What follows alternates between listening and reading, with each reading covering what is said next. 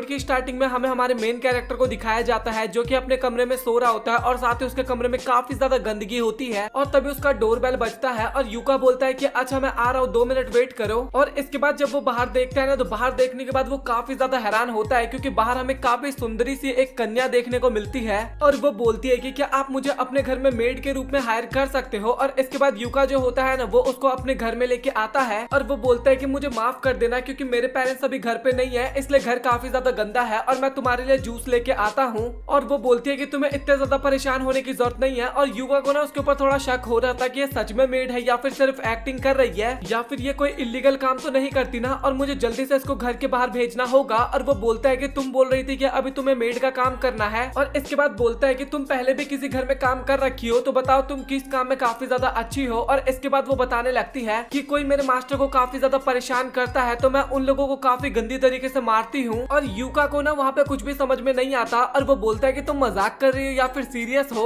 और तभी वो मेड बोलती है कि आखिरकार मजाक क्या होता है। और ये सुन के यूका वहाँ पे काफी ज्यादा डर जाता है और सोचता है कि मुझे इसको जल्दी से बाहर भेजना होगा, अगर ये गुस्सा हो गई तो काफी ज्यादा प्रॉब्लम हो सकता है। और वो काफी तगड़ा वाला रिलेशनशिप बताती है। और इसके बाद यूता वहाँ पे काफी ज्यादा डर जाता है और सोचता है कि मतलब कि ये एक स्ट्रेंजर है और वो वहाँ पे काफी ज्यादा डर भी रहा होता है और सोचता है कि कहीं ये गुस्सा ना हो जाए और मुझे टॉपिक को चेंज करना होगा। और यूका बोलता है कि तुम एसोसिएशन में काफी अच्छी हो तो आखिरकार किस स्किल में उसमें अच्छी हो वो मुझे बताओ। और इसके बाद वो मेड जो होती है ना वो यूका को लेके बाहर आती है। और इसके बाद तभी मेड जो होती है ना वो अपने कपड़ों में से काफी सारे चाकू को निकालती है और वो पेड़ के ऊपर ना लाइन से चाकू मारने लगती है। और ये देख के ना यूका वहाँ पे काफी ज्यादा डर जाता है और मेड बोलती है कि आखिरकार आपको मेरा टैलेंट कैसा लगा। और कुछ चाकू मैं अपने पास रखती हूँ ताकि मैं अपने टैलेंट को दिखा सकूं। और यूका जो होता है ना भाई उसकी तो हालत बहुत ज्यादा खराब होती है उस टाइम पे। और यूका बोलता है कि अभी तो ऐसा कोई भी नहीं है जिसको मैं मारना चाहता हूँ और तुम्हें जिसने मेरे बारे में बताया है मैं उसको नहीं जानता और मैं तुम्हें मेड की जॉब भी नहीं दे सकता। और ये सुन के ना वो मेड काफी ज्यादा उदास हो जाती है और बोलती है कि आपका समय देने के लिए शुक्रिया। और वो वहाँ से जाने लगती है। और जैसे वो मेड चली जाती है ना उसके बाद यूका को वहाँ पे काफी ज्यादा रिलीफ सा फील होता है और तभी वो एहसास करता है कि वो अपना कुछ सामान घर पे भूल गई है, मतलब कि यूका के पास। पर इसके बाद हमें वो मेड दिखाई जाती है जो कि बोलती है कि मैंने कुछ ज्यादा ही उम्मीदें लगा ली थी और आखिरकार अब मैं क्या करूंगी। और वो वहाँ पे काफी ज्यादा उदास हो ही रही थी लेकिन तभी वहाँ पे यूका आता है और बोलता है कि मेड आप ये भूल गई थी लेना। और उसके हाथ में एक बेल होता है और वो दौड़ते हुए मेड की तरफ जा रहा था और तभी उसके सामने से एक ट्रक भी आ रहा होता है। और वो मेड भी वहाँ पे काफी ज्यादा घबरा जाती है उसको देख के और काफी मुश्किलों के बाद वो उसको बचा ही लेती है। और मेड भी उसको देख के ना वहाँ पे काफी ज्यादा ब्लश कर रही होती है और बोलती है कि मुझे माफ करना क्योंकि मैं इतने क्लोज से कभी भी किसी को नहीं बचाई हूँ। और वहाँ पे मेड बताती है कि मेरा दिल अभी काफी तेजी से धड़क रहा है। और यूका जो होता है ना वो बेल जो होता है वो मेड को देने लगता है और बोलता है कि आप ये घर पे भूल गई थी। और इसके बाद वो मेड उससे बेल लेती है और फिर से उसको शुक्रिया बोल के वहाँ से फिर से जाने लगती है। और इस बार यूका को ना काफी ज्यादा बुरा लगता है और वो बोलता है कि मैं किसी को ढूंढ रहा हूँ जो कि मेरी क्लीनिंग में हेल्प करवा सके, तो क्या आप वो करवा सकती हो। और इसके अगले सीन में ना यूका हमें काफी ज्यादा डरा हुआ नजर आता है क्योंकि जो मेड होती है ना वो अपने चाकुओं के बारे में यूका को बता रही होती है। और यूका बोलता है कि मैं तुमसे इसके बारे में नहीं पूछ रहा था, बस मैं ये पूछना चाहता हूँ कि तुम्हें क्लीनिंग करना आता है। और मेड बोलती है कि हाँ मुझे आता है, मैं लोगों को मार के एकदम क्लीन कर देती हूँ। और तभी यूका बोलता है कि मैं वो नहीं बोलना चाहता हूँ, तुम्हें घर की साफ सफाई करने आती है, मैं तुम्हें ये बोलना चाहता हूँ। तभी मेड बोलती है कि हाँ मुझे समझ में आ गया, इन सभी बैग्स के अंदर किसी की बॉडी है जो कि मुझे क्लीन करनी है। तभी यूका बोलता है कि नहीं ऐसी कोई भी बात नहीं है, ये सभी कचरा है, बस तुम्हें इन सभी को साफ करके बाहर फेंक देना है और घर की थोड़ी साफ सफाई कर देनी है। तभी मेड बोलती है कि इसका मतलब जब तक मैं घर की साफ सफाई करूंगी तब तक तुम मुझे हायर करते रहोगे। और इसके अगले सीन में हमें यूका दिखाया जाता है जो कि काफी ज्यादा हैरान हो रखा था क्योंकि मेड जो थी ना उसको भाई साफ सफाई करना बिल्कुल भी नहीं आता था।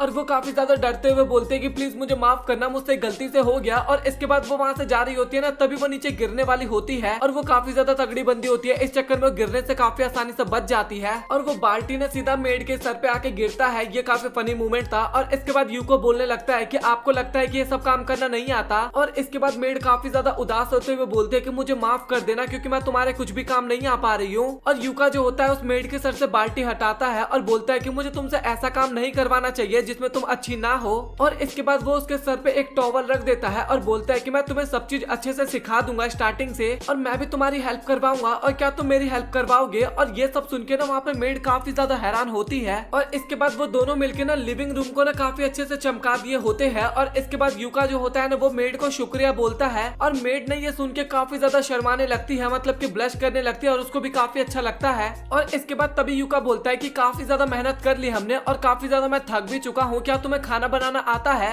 और ये सुन के ना मेड वहाँ पे अगेन काफी ज्यादा उदास हो जाती है क्योंकि उसको खाना बनाना भी नहीं आता था। और इसके बाद तभी यूका बोलता है कि अच्छा कोई बात नहीं, मेरे पास आज के लिए एक काफी अच्छी डिश रखी हुई है, हम वो खा लेंगे। और वो बोलता है कि तुम पहले जल्दी से नहा के आ जाओ, फिर उसके बाद हम खाएंगे। और मेड नहाते टाइम ना यूका के बारे में सोच रही होती है और वो वहाँ पे काफी ज्यादा ब्लश भी करने लगती है उसके बारे में सोचते सोचते। और इसके बाद हमें यूका के बारे में बताया जाता है जो कि फर्स्ट ईयर का स्टूडेंट है और साथ ही अभी उसके पेरेंट्स घर पे नहीं है और अभी उसका समर वेकेशन चल रहा है, इस कारण उसको अकेले ही घर पे रहना पड़ता है। लेकिन इस टाइम पे उसको काफी ज्यादा शर्म आ रहा था क्योंकि उसके घर पे एक काफी सुंदर और क्यूट सी मेड आ रखी है। और सबसे फनी बात तो ये है कि वो अभी उसी के बाथरूम में नहा रही है और वो काफी ज्यादा शर्मा रहा होता है और सोच रहा है कि शायद अब वो टॉवल पहन के यहाँ पे आने वाली है। बट मेड हमें दिखाई जाती है जो कि फुल आउटफिट में वहाँ पे आती है और यहाँ पे यूका का पूरा प्लान खराब हो जाता है। और इसके बाद यूका जो होता है ना वो उसको कैबेज को काटने के लिए देता है और जो मेड होती है ना भाई वो काफी स्टाइल में कैबेज को काटती है और सच में काफी अच्छा काटती भी है भाई वो।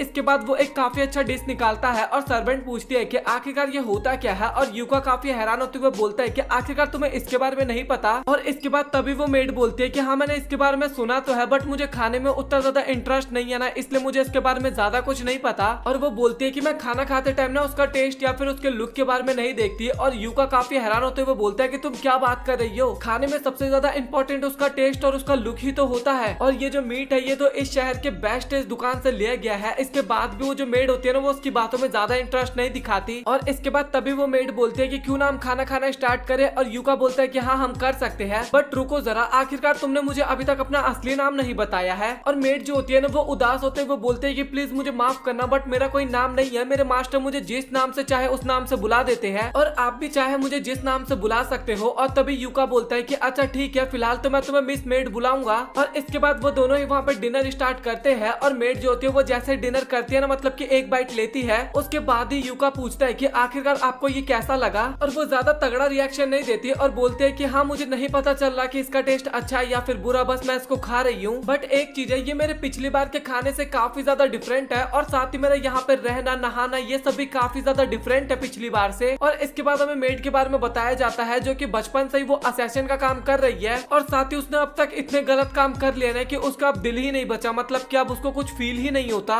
और उसको किसी भी चीज से कोई फर्क नहीं पड़ता था। पर अभी प्रेजेंट का सीन एकदम अलग है, उसका हार्ट बीट भी काफी ज्यादा तेज हो रखा है और साथ ही उसे काफी ज्यादा अलग सा भी महसूस हो रहा था। और तभी यूका बोलता है कि आप खाली क्यों खा रही हो उसको, आपको इस सॉस के साथ उसको खाना चाहिए। और जैसे ही मेड उस सॉस के साथ उसको खाती है ना तो अब उसको फील हुआ वो खाना और अब उसको बहुत ही ज्यादा अच्छा लगता है वो खाना। और इसके बाद हमें रात का सीन दिखाया जाता है जहाँ पे यूका जो होता है वो अपने कमरे में ना सो रखा होता है और काफी डरावने सपने उसको आ रहे थे ना, इस कारण वो उठ जाता है और तभी उसको भूख लगता है और वो ना अपने किचन में कुछ खाने के लिए जाता है। लेकिन तभी उसको किचन से कुछ आवाज आने लगती है और वो सोचने लगता है कि शायद वो मेड कुछ गलत काम तो नहीं करने की कोशिश कर रही। और भाई वो वहाँ पे काफी ज्यादा डर रहा था, लेकिन जैसे वो उस मेड को देखता है ना भाई वो मेड काफी ज्यादा क्यूट लग रही थी उस टाइम पे और वो मेड ना वही सॉस खा रही थी भाई, वो भी छिप छिपा के, काफी ज्यादा बढ़िया लग रहा था यार ये सीन देखने में। और मेड यूका को देख के ना वहाँ पे काफी ज्यादा डर जाती है और बोलती है कि प्लीज मुझे माफ करना। और यूका बोलता है कि तुम्हें डरने की जरूरत नहीं है और मुझे ऐसा लग रहा है कि तुम्हें भी भूख लगी है तो चलो फिर मैं कुछ अच्छा खाने के लिए बनाता हूँ। और मेड बताती है कि मुझे नहीं पता कि मैं कल जिंदा रहूंगी या फिर नहीं रहूंगी, तो मैंने सोचा कि इस सॉस को एक बार और टेस्ट कर लूं मैं। और इसके बाद यूका जो होता है वो खाना बना के वहाँ पे लेके आता है और दोनों बालकनी में बैठ के खाने लगते हैं। और तभी मेड पूछती है कि क्या आपने कोई डरावना सपना देखा था। तभी यूका हैरान होते हुए बोलता है कि तुम्हें इसके बारे में कैसे पता। और तभी मेड बताने लगते हैं कि जब मैं सॉस खा रही थी ना तो मुझे आपके कमरे से चिल्लाने की आवाज आई और मैं इसके बाद आपके कमरे में आई थी क्योंकि मुझे लगा कि कोई आप पे अटैक करने के लिए आया है। तभी यूका बोलता है कि तो इसका मतलब तुमने मुझे रोते हुए देख लिया ना। और मेड वहाँ पे हाँ बोलती है और यूका को वहाँ पे काफी ज्यादा शर्म आ रहा था, एम्बैरेसिंग फील करने लगता है वहाँ पे वो। और तुम सपने में ना माँ माँ माँ कह रहे थे और काफी ज्यादा रो भी रहे थे। और साथ ही मैंने भी एक सपना देखा था जहाँ पे सपने में एक काफी बड़ा सॉस की बोतल मुझे बोल रहा था कि तुम मुझे पूरी तरीके से खत्म नहीं कर पाओगी। और जैसे ही मैं उसको खाने वाली थी ना तभी मेरा सपना टूट गया। और ये सुनकर ना यूका वहाँ पे काफी हैरान होता है और बोलता है कि तुम किस तरीके के सपने देखती हो। और वो बताते हैं कि मुझे हमेशा ना केवल मारने या फिर मरने का ही सपना आया करता था, बट आज पहली बार मुझे इतना अलग सपना आया है। और सच बताओ तो आज मुझे पूरे दिन काफी अलग सा फील हो रहा है। और जब मैंने आपको वो बेकार सपना देखते हुए देखा तो मुझे काफी ज्यादा बुरा लग रहा था, क्योंकि मुझे नहीं पता था कि उस टाइम पे मैं आपको कैसे शांत करवाऊं। तभी यूका बोलता है कि तुम उतना ज्यादा फिक्र मत करो, क्योंकि मुझे डरावने सपने बचपन से ही आते हैं। और उस टाइम पे ना मैं अपनी मदर की गोदी में सो जाता था और उसके बाद वो डरावने सपने आने ना बंद हो जाते थे। और तभी मेड बोलती है कि अच्छा ठीक है, तो आप मेरी गोद में आके सो जाइए। और ये सुन के ना यूका वहाँ पे काफी ज्यादा शर्माने लगता है और बोलता है कि नहीं नहीं नहीं, मुझे ऐसा नहीं करना, तुम मेरी मदर नहीं हो और मुझे तुम्हारी गोद में सोने में काफी ज्यादा अजीब सा लगेगा। और इसके बाद मेड काफी ज्यादा उदास हो जाती है और फिर सोचने लगती है कि लगता है कि मैं इन सब कामों के लिए नहीं बनी। और तभी उसको आवाज आने लगता है कि तुम सच में काफी ज्यादा कोल्ड हार्टेड हो और तुम सिर्फ लोगों को ही मार सकती हो और तुम्हें इसके अलावा कुछ भी नहीं आता। और तभी अचानक से यूका जो होता है ना वो उसकी गोदी में सो जाता है और जो भी विचार आ रहे थे ना अभी मेड के दिमाग में वो सभी आना अचानक से बंद हो जाता है। और यूका को ना वहाँ पे काफी ज्यादा शर्म आ रहा था और मेड बोलते है कि आपको अच्छा तो लग रहा है ना सोने में। और यूका शर्माते हुए बोलता है कि हाँ मुझे काफी अच्छा लग रहा है। हमें मेड दिखाई जाती है जो कि सोच रही होती है कि मेरी बॉडी अभी सच में काफी ज्यादा गर्म हो रखी है और ये एहसास सच में काफी ज्यादा अलग है। और ये एहसास मुझे तब होता है जब मैं काफी सारे लोगों को एक साथ मारती हूँ, बट ये वाला एहसास काफी ज्यादा अलग है क्योंकि मेरा शरीर अपने आप ही मूव कर रहा है और पता नहीं ये क्यों हो रहा है। और इसके बाद हमें सर्वेंट दिखाई जाती है जो कि कचरों को छोटे छोटे टुकड़ों में काट के बैग में इकट्ठा करने लगती है और इससे ना काफी ज्यादा कचरा ना काफी कम जगह में ही इकट्ठा हो जाता है। और तभी वहाँ पे यूका आता है और वो बोलता है कि तुम आप साफ सफाई काफी अच्छे से करने लगी हो और इसके लिए तुम्हारा शुक्रिया। और इसके बाद जब वो कचरा फेंकने के लिए बाहर जा रहे थे तभी वो देखते हैं कि बाहर किसी ने एक डॉग को रख दिया था और साथ ही वहाँ पे एक लेटर भी था जो लेटर मेड पढ़ने लगती है। लेटर में लिखा हुआ था कि मुझे लगा था ये छोटी ब्रीड वाला डॉग होगा बट ये तो काफी बड़ा हो जाएगा और मैं इसको अपने घर में नहीं रख सकता, इस कारण मैंने इसको एक अमीर दिखने वाले घर में छोड़ दिया और मुझे आशा है कि तुम इसका ध्यान काफी अच्छे से रखने वाले हो। और इस बात पे ना यूका काफी ज्यादा गुस्सा होने लगता है उस बंदे के ऊपर और इसके बाद वो डॉग के पास जाता है और तभी सर्वेंट पूछती है कि क्या आप इसको रखने वाले हो। और यूका बोलता है कि हाँ तुमने सही कहा, मैं इसको ऐसे ही अकेला नहीं छोड़ सकता और अगर मैं इसको अकेला छोड़ दूंगा तो ये शायद यहीं पे मारा जाएगा। और तभी मेड बोलती है कि अगर इसमें जीने की इच्छा होगी तो इसको कोई भी नहीं मार सकता और अगर आप इस पे दया दिखाओगे तो इसके साथ काफी बुरा हो सकता है। और इस पपी को इसलिए छोड़ दिया गया क्योंकि इसकी किस्मत थी वो और इस जैसे जीवों को ना जंगल में ही मरना पड़ता है। और तभी यूका बोलता है कि मैं इसके बारे में तो नहीं समझता बट जब तुमने कल मेरी जान बचाई थी तो वो तुमने दया के वजह से तो नहीं किया था ना।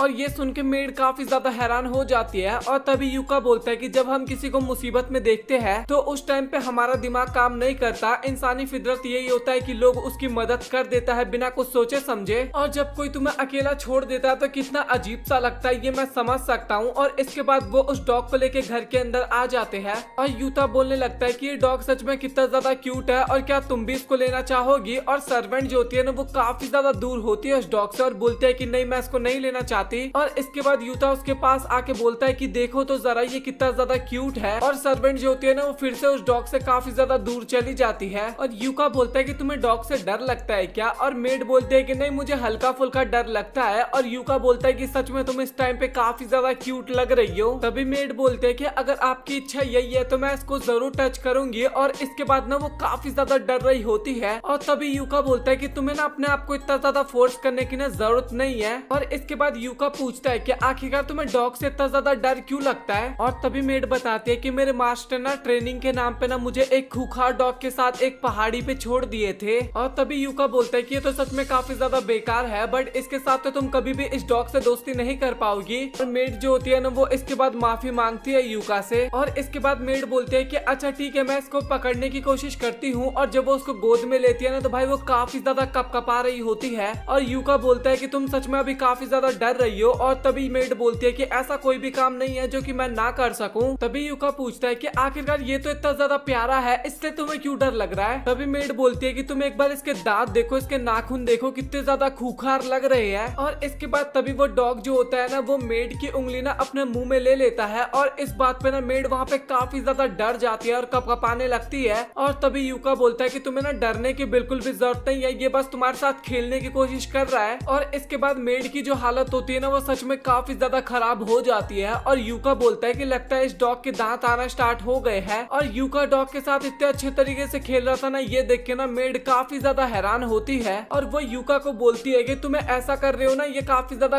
खतरनाक हो सकता है। और यूका बोलता है कि तुम बिल्कुल भी फिक्र मत करो और चलो थोड़ी देर बाहर चलते हैं हम। और इसके बाद वो लोग पेट शॉप जाते हैं जहाँ पे डॉग के लिए काफी ज्यादा शॉपिंग करते हैं। और इसके बाद वो लोग घर जाने लगते हैं जहाँ पे यूका बोलता है कि तुम्हारा शुक्रिया मेरे साथ पेट शॉप जाने के लिए और इसके लिए इतनी ज्यादा शॉपिंग करवाने में हेल्प करवाने के लिए। और इसके बाद मेड बोलने लगती है कि मास्टर आप सच में काफी ज्यादा दयालु हो, क्योंकि मेरे जो पुराने ओनर थे वो सच में काफी ज्यादा स्ट्रिक्ट थे और मुझे वहाँ पे बिना गलती के काम करना पड़ता था। इस कारण मुझे एक ही बार में उस काम को कंप्लीट करना पड़ता था, बट आप उसके काफी ज्यादा अलग हो और आप जो मुझे काम करने के लिए देते हो वो सभी काम काफी ज्यादा अलग होते हैं। और मैं कितनी भी कोशिश कर लूँ उस काम को काफी अच्छे से करने के लिए, बट मैं हर बार कुछ ना कुछ गलती जरूर कर ही देती हूँ। और मुझे ये समझ में नहीं आ रहा कि मैं आखिरकार वो कैसे बनूं जिसकी आपको काफी ज्यादा जरूरत है। और जिस दुनिया में मैं रहती थी उस जगह में कम होने की जगह के लिए हमेशा हमें लड़ना पड़ता था और ये एकदम म्यूजिकल चेयर की तरह था। लोगों के लिए हम जैसे प्यादे बिल्कुल भी मैटर नहीं करते थे, चाहे हम किसी भी जेंडर के हो या फिर किसी भी उम्र के हो, हमारे पास बस स्किल होना चाहिए। बट यहाँ पे एकदम डिफरेंट है, क्योंकि मैं जिस चीज में काफी ज्यादा काबिल हूँ और जो चीज करने के लिए मुझे बनाया गया है वो मुझे यहाँ करने को नहीं मिल पाता। और काश मैं इस पपी से अच्छे से मिल पाती और काश मुझे आप जैसे लोग इस दुनिया में पहले ही मिल जाते, तो इससे मैं वो बन जाती जो कि आपको चाहिए। और क्या मुझे सच में यहाँ पे रहना चाहिए? मुझे ऐसा बिल्कुल भी नहीं लगता, क्योंकि मैं आपके बिल्कुल भी किसी काम नहीं आती। और इसके बाद यूका बोलने लगता है कि मुझे लगता है कि तुम अपनी पुरानी नौकरी को छोड़ के ना अब एक नॉर्मल लड़की बनना चाहती हो और ये सच में काफी अच्छी बात है। और इसके बाद वो लड़की काफी ज्यादा हैरान होती है और बोलती है कि लोगों को मार के एक नॉर्मल लाइफ जीना, इसके बारे में तो मैंने कभी सोचा ही नहीं था। और इसके बाद यूका बोलता है कि जरा सनसेट को देखो वो कितना ज्यादा अच्छा लग रहा है। और इसके बाद वो सर्वेंट भी उस सनसेट को देखने लगती है और बोलती है कि अगर मैं लोगों को मारना छोड़ दूं और इस दुनिया को देखने लगूं तो क्या मैं भी बाकी लोगों की तरह नॉर्मल लाइफ जी सकती हूँ। और इसके बाद यूका बताने लगता है कि तुम्हें पता है जब तुम पहली बार मेरे घर पे आई थी ना तो मैं काफी ज्यादा उस टाइम पे डर गया था। और ये सुन के ना मेड वहाँ पे काफी ज्यादा हैरान होती है। और तभी यूका बताता है क्योंकि ना मेरे को ना असैसन को रखने का ना अपने पास बिल्कुल भी एक्सपीरियंस नहीं था।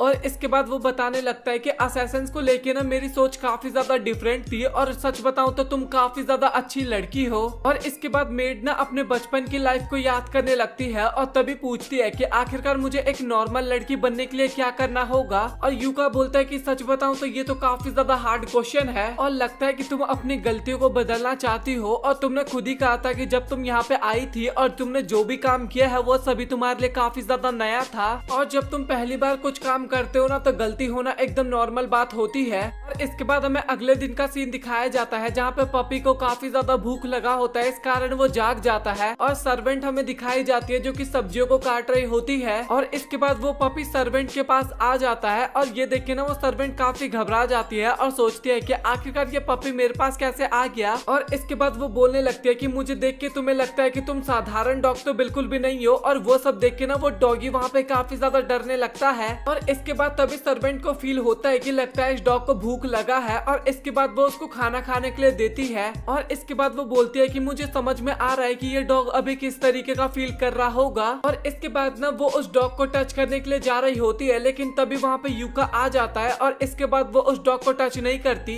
और जब यूका देखता है ना कि वो डॉग खाना खा रहा है तो वो सर्वेंट को थैंक यू बोलता है उसको खाना देने के लिए। और इसके बाद वो जाके उस डॉग को टच करने लगता है और बोलता है कि तुम सच में काफी ज्यादा मुलायम हो। और इसके बाद तभी वो ना उस डॉग का नाम ना मोची तारो रखता है और इसके बारे में ना मेड से पूछता है कि तुम्हें ये नाम कैसा लगा। और मेड भी बोलती है कि ये नाम सच में काफी ज्यादा अच्छा है और वो नाम ना उस डॉग को भी काफी अच्छा लगता है। और इसके बाद तभी वो पूछता है कि तुमने गोभी काट दिया है ना और तुम सच में अब काफी बढ़िया काम करने लगी हो। और इस बात पे ना मेड भी काफी ज्यादा खुश हो जाती है। और तभी ना वो डिनर बनाने के लिए जा रहा होता है ना तभी मोचीतारो उसके पास आके खेलने लगता है। और इसके बाद तभी यूका बोलता है कि तुम्हें थोड़ा वेट करना होगा, मैं डिनर बनाने जा रहा हूँ, उसके बाद हम खेलेंगे। और तभी मेड बोलते हैं कि आप फिक्र मत करो, जब तक आप डिनर बनाओगे मैं इसके ऊपर नजर रख लूंगी। और यूका बोलता है कि तुम सच बोल रही हो ना। और मेड बोलती है कि हाँ मैं नॉर्मल बनना चाहती हूँ और मुझे नॉर्मल बनने के लिए चाहे कुछ भी करना पड़े मैं वो करने के लिए तैयार हूँ। और इसके बाद यूका बोलता है कि अच्छा ठीक है, मुझे तुम पे भरोसा है। और ये सुन के ना मेड काफी ज्यादा खुश होती है और बोलती है कि तुम सब कुछ मुझ पे छोड़ दो। और इसके बाद मेड जो होती है ना वो उस डॉग को खिलाने लगती है और उसको काफी ज्यादा अच्छा भी लगता है। और इसके बाद वो ना तब की बात को याद करने लगती है जब यूका ने उसको बोला था कि मैं तुमसे काफी ज्यादा डर गया था, लेकिन तुम्हारे साथ रहने के बाद मुझे फील हुआ कि मैं गलत था। और वो मेड बोलती बोलते है कि मुझे समझ में आ रहा है कि उस टाइम पे तुम किस तरीके का फील कर रहे होगे। और मेड बोलते है कि मुझे शर्म आ रहा है कि मैं पहले इस डॉग से डरती थी और इसके बाद वो डिनर करती है ना तो वो डिनर उसको काफी ज्यादा अच्छा लगता है। और वो बोलती है कि सच में आज का डिनर तो काफी ज्यादा अच्छा था। और यूका बोलता है कि अगर तुम्हें इतना पसंद आया तो मैं तुम्हारे लिए फिर से बना देता हूँ। और तभी मेड बोलते है कि नहीं, आपको इतना ज्यादा परेशान होने की जरूरत बिल्कुल भी नहीं है। और यूका बोलता है कि बट तुम्हें और भी ज्यादा खाना खाने का मन कर रहा है। और इसके बाद वो खाना बनाने के लिए जाने लगता है और बोलता है कि अगर तुम्हें कुछ खाने का मन करे तो ये एकदम नॉर्मल बात होती है। और इसी तरीके से जो तुम्हें करने का मन करे अगर तुम वो करती हो तो तुम एक नॉर्मल पर्सन बन पाओगी। और इसके बाद तभी मेड बोलते है कि अगर ऐसी बात है तो मैं चाहती हूँ कि आप मुझे एक नाम दो। और यूका बोलता है कि क्या तुम सच में ये चाहती हो। और इसके बाद ना यूका उसके बारे में सोचने लगता है और तभी उससे पूछता है कि आखिरकार तुम्हारा बर्थडे कब आता है। और तभी मेड बोलती है कि मुझे इतना तो नहीं पता बट इतना पता है कि वो विंटर में होता है। तभी यूका बोलता है कि अच्छा तुम्हारा नाम यूकी कैसा रहेगा। और यूकी का मतलब स्नो होता है। और इसके बाद ना तभी उसको उसके पुराने मास्टर की बात याद आती है जहाँ पे उसका मास्टर बताता है कि तुम्हारा हार्ट एकदम कोल्ड होगा इसलिए तुम्हारा नाम जू होगा। और जू मतलब स्नो होता है। और यूका वहाँ पे बताने लगता है कि तुम्हें पता है कि मुझे स्नो देखना ना काफी ज्यादा अच्छा लगता है। वो सफेद और काफी ज्यादा सुंदर होते हैं और मुझे उसके साथ खेलने में भी काफी ज्यादा अच्छा लगता है। और ये सारी बातें सुनते हुए ना मेड ना अपने बचपन की लाइफ को याद कर रही होती है। तभी यूका बोलता है कि तुम्हें ये पता है कि स्नो ना गर्म होता है। और ये सुन के ना मेड काफी ज्यादा हैरान होती है और मैंने ना इसके बारे में कहीं सुना था। और इसके बाद ना मेड को उसका जवाब मिल जाता है कि आखिरकार उसकी बॉडी अपने आप ही मूव क्यों हुई थी और साथ ही उसको इतना ज्यादा गर्मी सा महसूस क्यों हो रहा था। और आखिरकार क्यों यूका के साथ जब मैं टाइम बिताती हूँ तो मेरा दिल अजीब सा फील करने लगता है। और जब मैं यहीं रहूंगी और साथ ही यूका के साथ ज्यादा टाइम बिताऊंगी तो मैं इसका आंसर और भी अच्छे तरीके से पा पाऊंगी। और इसके बाद ना उसको यूकी नाम ना काफी ज्यादा अच्छा लगता है। और इसके बाद ना यूकी उसको शुक्रिया बोलती है और यूका बोलता है कि अभी ना तुम एकदम नॉर्मल लड़की की तरह मुस्कुरा रही हो।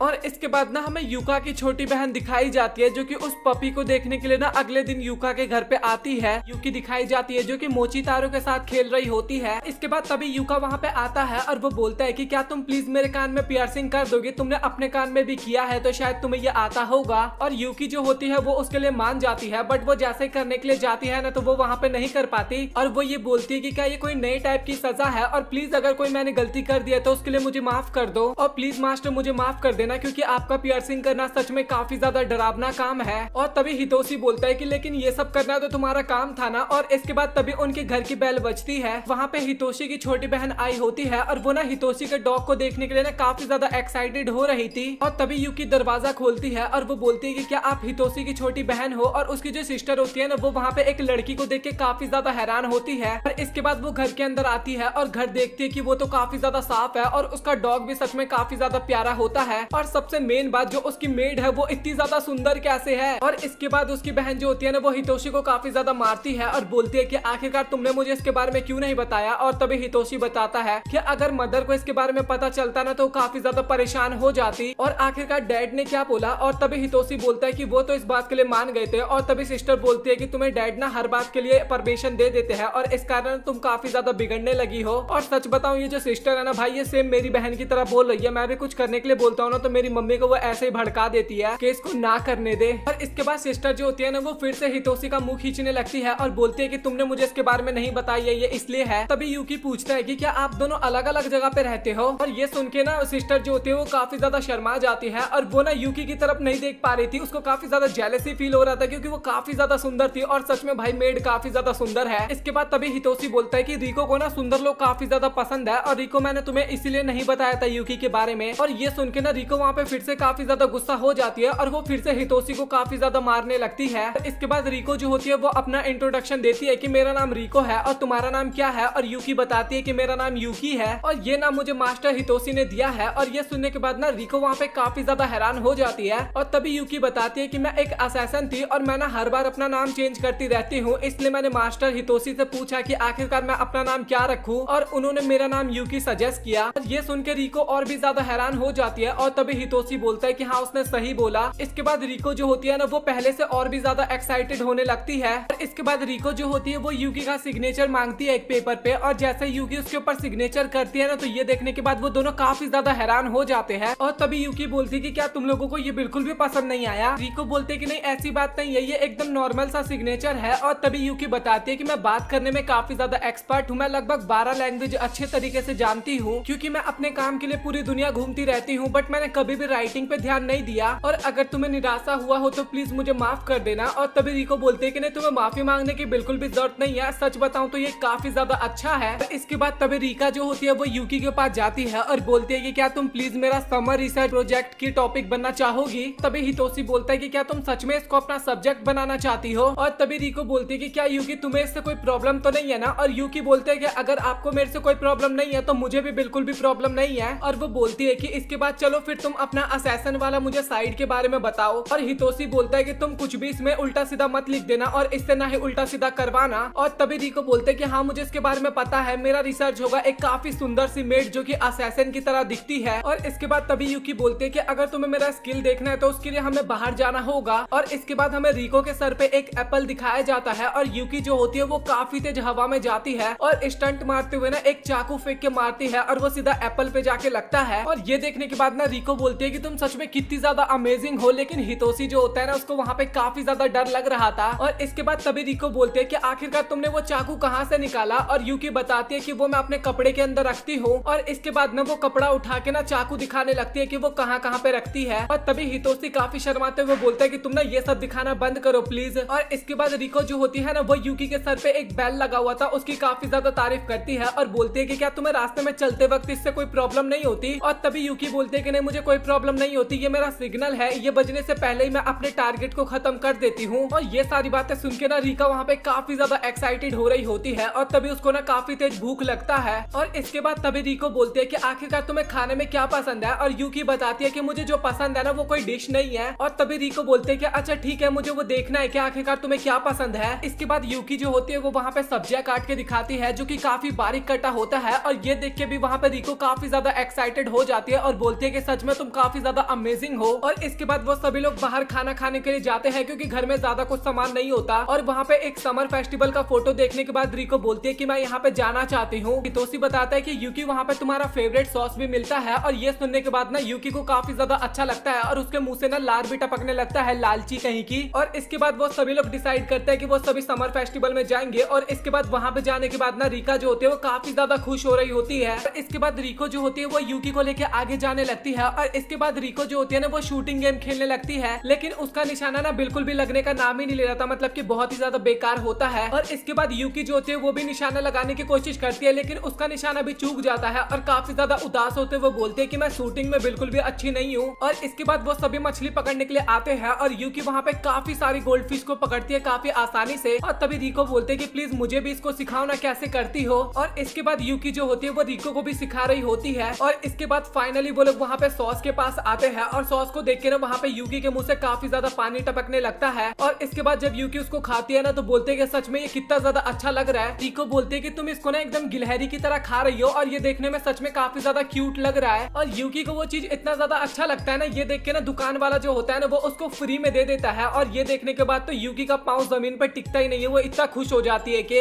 इसके बाद रिको जो होती है वो कुछ पीने के लिए लेने के लिए जाती है और बोलते हैं कि आप फिक्र मत करो, मैं यहीं पे जल्दी से आ जाऊंगी। और इसके बाद वो दोनों जो होते हैं वहाँ पे रिको का वेट करने लगते हैं बैठ के। इसके बाद तभी यूकी बोलते हैं कि अच्छा मुझे आज पता लगा कि फेस्टिवल ऐसा होता है। और तभी हितोशी बोलता है कि क्या तुम कभी भी फेस्टिवल में नहीं गई। और यूकी बोलते हैं कि नहीं। इसके बाद हमें यूकी के पास्ट का सीन दिखाया जाता है जहाँ पे वो एक बार फेस्टिवल में गई थी, बट वो एंजॉय करने के लिए नहीं गई थी बल्कि किसी को मारने के लिए गई थी। और इसके बाद तभी वहाँ पे फायरवर्क्स होने लगते हैं और वो ना काफी अच्छे से देख रहे होते हैं। और तभी वहाँ पे रिको भी आ जाती है और वो बोलती है कि सच में ये देखने में कितना ज्यादा सुंदर लग रहा है। और इसके बाद वो लोग वहाँ पे काफी अच्छे से फायरवर्क्स देखते हैं और इसके बाद वो तीनों घर जा रहे होते हैं। और तभी उनके पीछे से ना चोर ना कुछ चुरा के ना बाइक पे बैठ के उन्हीं की तरफ भाग के आ रहे होते हैं, मतलब कि बाइक से आ रहे होते हैं। और वो जो बाइक वाला होता है ना वो रिको से टकराने वाला होता है, लेकिन तभी यूकी वहाँ पे आके रिको को बचा लेती है। तो जो बाइक वाला बंदा होता है ना वो वहाँ से भाग जाता है और हितोशी जो होता है वो उन दोनों के पास जाता है और बोलता है कि तुम दोनों ठीक तो हो ना। और हमें रिको दिखाई जाती है जो कि कुछ ज्यादा ही ब्लश कर रही होती है और बताती है कि डैड के अलावा पहली बार मुझे किसी ने यहाँ पे उठाया है और मुझे तो अभी एकदम प्रिंसेस की तरह फील हो रहा है। और इसके बाद तभी हितोशी जो होता है वो सॉस को उठाते हुए सोच रहा होता है कि ऐसे लोगों को ना सजा मिलना चाहिए। एक तो किसी का पर्स को वो चोरी कर लिया और ऊपर से मेरी बहन को मारने वाला था और ऐसे लोगों को सजा ही मिलना चाहिए। क्या मैंने सही बोला ना? और यूकी बोलती है कि अच्छा ठीक है, मुझे सब समझ में आ गया। और इसके बाद ना वो बिल्डिंग्स पे जंप लगा के ना उसके पीछे जाने लगती है। और तभी रिको बोलते हैं कि हमें भी उनके पीछे जाना चाहिए क्योंकि जो जो होती है वो छत पे भाग रही होती है और दोनों भाई बहन जो होते हैं वो उनका पीछा कर रहे होते हैं। और इसके बाद यूकी जो होती है वो चोर के ऊपर आ जाती है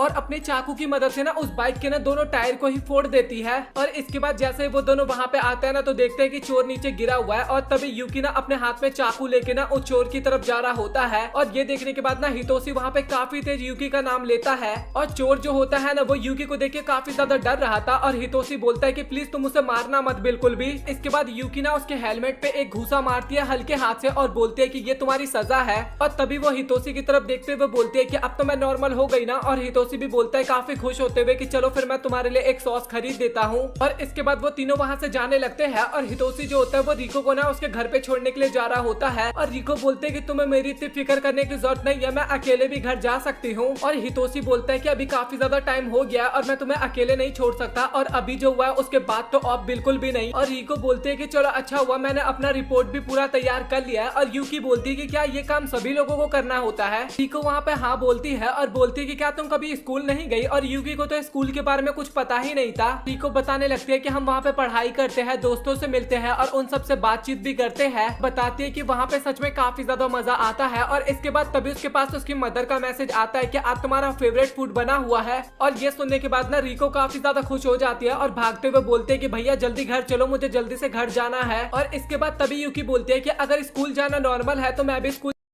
और तभी हितोशी अपने मन में सोच रहा होता है कि आखिरकार यूकी की एज कितनी होगी। और हितोशी बताता है कि अगर तुम्हें दोस्त बनाना है तो स्कूल जाना एकदम नॉर्मल तरीका है और ये तुम ट्राई कर सकती हो। और अगस्त का महीना अब खत्म हो चुका था और हितोशी का नया सेमेस्टर ना अब स्टार्ट हो चुका था। और इसके बाद हितोशी हमें क्लास में दिखाया जाता है और वो यूकी के बारे में सोच रहा होता है कि क्या वो घर पे ठीक होगी ना। इसके बाद हितोशी का दोस्त उसके पास आता है और बोलता है कि तुमने एक अफवाह सुनी है क्या? और हितोशी बोलता है कि कौन सी अफवाह? और उसका दोस्त बताता है कि अपने शहर में ना एक काफी सुंदर सी मेड आई है। और ये सुन के ना हितोशी वहाँ पे काफी ज्यादा हैरान हो जाता है और बोलता है कि ये तो सच बात है कि वो सच में काफी ज्यादा सुंदर है। समर फेस्टिवल में वो अक्सर रिको के साथ बाहर घूमने जाया करती थी। और हितोशी बोलता है कि अच्छा ऐसा होगा, बट मुझे इसके बारे में कुछ भी नहीं पता। उसका एक और दोस्त बोलता है कि भाई मैंने ना उसको एक बार लाइब्रेरी में देखा था और सच बताऊं तो वो सच में काफी ज्यादा सुंदर है। ये सुन के हितोशी अपने मन में सोच रहा होता है कि आखिरकार वो लाइब्रेरी क्यों ही जाएगी और किसी को भी नहीं पता कि वो मेरी मेड है। और न्यू सेमेस्टर अभी शुरू हुआ है और मैं नहीं चाहता कि किसी को भी इसके बारे में पता चले, तो मैं इसको सीक्रेट रखना चाहूंगा। अभी टीचर क्लास के अंदर आती है और वो ना एक नए स्टूडेंट से ना सभी को मिलवाती है और ये नया स्टूडेंट और कोई नहीं यूकी होती है। और ये देखने के बाद ना हितोशी काफी ज्यादा हैरान होता है। और सच बताऊं तो यूकी जो है ना वो स्कूल की ड्रेस में और भी ज्यादा सुंदर लग रही थी। यूकी दिखाई जाती है जो कि क्लास के सामने अपना इंट्रोडक्शन देती है। और इसके बाद टीचर हितोरी के बगल में यूकी को बैठने के लिए बोलते हैं और यूकी हितोरी के पास जाके बोलती है कि मास्टर प्लीज आप मेरा ध्यान रखना। और ये बात सुनने के बाद ना क्लास के सभी बंदे ना काफी ज्यादा हैरान हो जाते हैं। और स्कूल खत्म होने के बाद रिको उन दोनों के पास आती है और बोलती है कि आज का दिन आप दोनों का कैसा गया। और हितोरी जो होता है ना वो तो एकदम सदमे में होता है और वो बोलता है कि तुमने ही किया है ना। और रिको काफी ज्यादा एक्साइटेड होते हुए वो बोलती है कि हाँ तुमने सही कहा और मेरा मिशन एकदम कामयाब हो गया। और रिको बताती है कि मिस यूकी काफी ज्यादा कमाल किया, उन्होंने तो मेरी होमवर्क में भी काफी ज्यादा मदद की थी। और इसके बाद हितोरी बोलता है कि तुम मेरी क्लास में क्यों आई और साथ ही मेरा कजन बनने का ही आइडिया तुम्हें कहाँ से मिला। और इसके बाद यूकी बताती है कि ये आइडिया मिस रिको का था और उन्होंने मुझे बोला कि इससे ज्यादा प्रॉब्लम नहीं होगा और दूसरे लोग भी समझ जाएंगे, इस कारण मैंने आपका नाम ले लिया कि मैं आपकी कजन हूँ। और हमने ये बात आपको जानबूझ के ना बताई क्योंकि हमें लगा कि हम आपको सरप्राइज देंगे। और इसके बाद हितोरी ना रिको के सर पे एक थप्पड़ मारता है और बोलता है कि तुम्हारी हिम्मत कैसे हुई ये सब चीज करने की। और यूकी काफी ज्यादा डरते हुए बोलते है कि क्या मैंने कुछ गलत कर दिया मास्टर जिस कारण आपको गुस्सा आ गया। और हितोरी बोलता है कि नहीं मैं गुस्सा बिल्कुल भी नहीं हूँ, बस मैं काफी ज्यादा हैरान हो गया था, बट कोई बात नहीं, अब हम दोनों मिलकर अपनी स्कूल लाइफ को एंजॉय करने वाले हैं। और यूकी बोलते हैं कि हाँ मास्टर आपने सही बोला।